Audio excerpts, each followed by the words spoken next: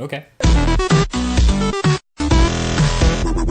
Hey, what is up guys? I'm KBHD here, and this is not the first iPhone 5S review, and it probably won't be the last, but sometimes when you use the device for a while, longer than the typical review period for tech reviewers, you get a little bit of a better sense of what you like the device for and what you don't like it for, and just a little tidbits and quirks about it, and overall a general idea of how well you like to use it. And that's exactly what this video is about. This is an iPhone 5S review from the perspective of a person who uses a lot of Google services. I've done videos about iOS before.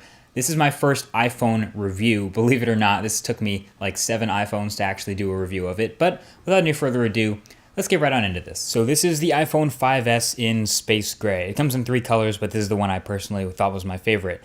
It's just as familiar as the rest of the iPhones out there. It's running iOS 7, it has that familiar array of icons like every other iPhone, and it's just as small. In fact, let me start by saying that yes, I'm aware that the iPhone looks very small in my hands, and that's because it is small in my hands. The Samsung Galaxy Note 3 is a phone I've carried for a while now, and it feels pretty natural for me to hold, but it's a bigger than average phone for most people, and it has a 5.7-inch display.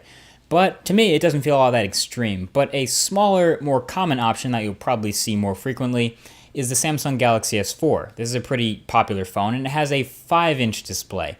And it has that same general look to it as the Galaxy Note 3, but it takes up less space and involves reaching to the corners a bit less. But even smaller than that is the Moto X. This is one of my favorite devices right now, and it's very compact. It stuffs a 4.7-inch display into a body that's not that much bigger than the iPhone, so I can grip the whole thing. But even this phone starts to look big when you compare it to the iPhone 5S. This phone has a 4-inch display, so it's easily the smallest of the displays on any flagship by any company right now, but it's also one of the most compact mobile devices, period, which is something that Apple's really proud of in this phone. And I don't blame them. The device is really light, really easy to hold, and people can reach all 4 corners of the display with one hand, although I think people could do that on a 4.5-inch display too. But this is also one of the most fragile feeling phones out there. It's not actually fragile. It's really extremely well built. It's made out of premium materials like the HTC One. It's got metal in there. It's very tightly put together. There's no creaking or any twisting or anything like that. But the lack of any curves, plus the glass on the back, like the Nexus 4, make it feel like I better not drop this device. Like if I dropped it from a few inches up, it feels like it's very delicate and vulnerable to scratches, like I should be putting a case on it or something. Now there are a couple of things about the battery in this device. It's, like we said, a 1,570 milliamp hour battery, and that measurement is pretty small. In fact, this entire iPhone is about the same size as the Galaxy Note 3 battery, which is over 3,000 milliamp hours. So with this having half the battery size as a Note 3, has its pros and has its cons. One of the important pros is that it charges very quickly. I'd like to say it charges lightning fast. But the cons are immediately that the battery doesn't last quite as long as any other smartphone out there with a larger battery. Now, standby times are excellent on the iPhone. I could go to sleep with an iPhone at 100% battery, not charge it, and it would wake up with 97% battery. That's pretty good. An Android device with a similar size battery might be at 80% when you wake up. So that's pretty good that iOS takes good advantage of what it thinks you should be closing in the background when you're sleeping.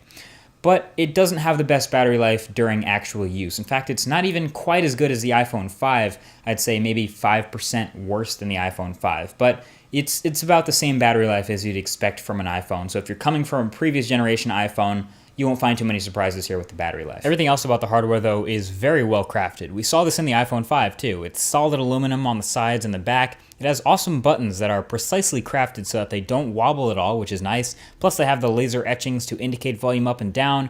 The chamfered edges are angled ever so slightly inwards. The headphone jack and the lightning port are on the bottom with the precisely milled speaker grill holes. I mean, I don't think it's just about how all of this is in such a small package that makes it a little difficult to appreciate it all, which is why I think the HTC One still feels just as good in the hand. Now, the speakers on the bottom of the iPhone are one of the more interesting parts of it. I expected them to be really good, but check this out. There are 2 speaker grills at the bottom of the iPhone. That looks great. It looks like stereo speakers. But it's actually just a single driver. The right-hand side sort of echoes over to the left-hand side. So if you cover up the left-hand side, you will hear no change in the sound. But if you cover up the right-hand side where the driver is, you can completely mute the speaker. So you have to be sure not to do that by accident. I'll give you a sample of the sound.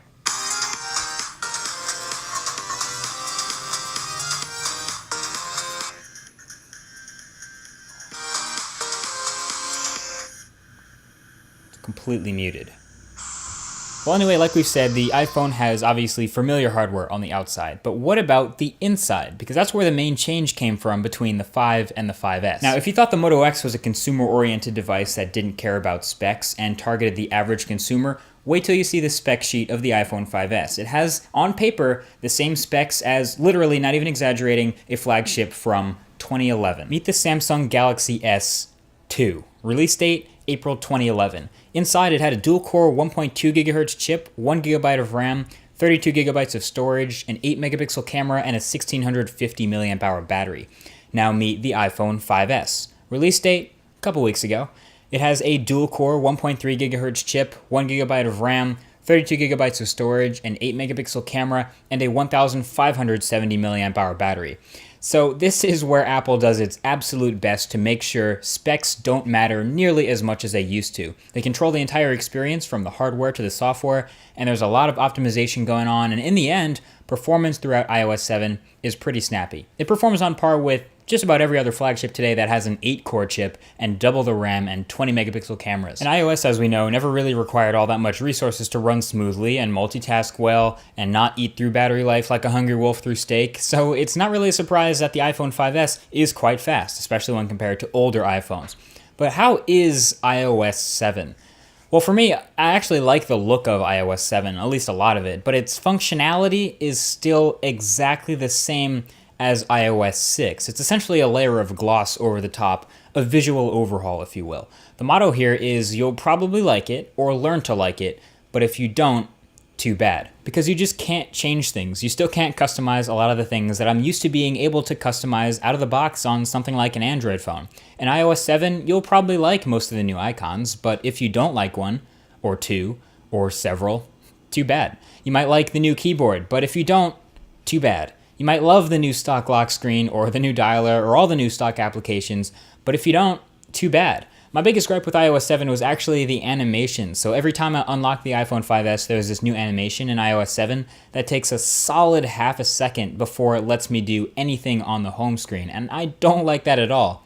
And that's too bad. So now anytime I want to unlock the phone, and I already know I want to go to the second page of apps, I have to wait for the animation to finish before I can do anything, because while it's animating, it's unresponsive on the touchscreen. Still bugs me to this day. I wish I could change the animation speed, just speed it up a little bit.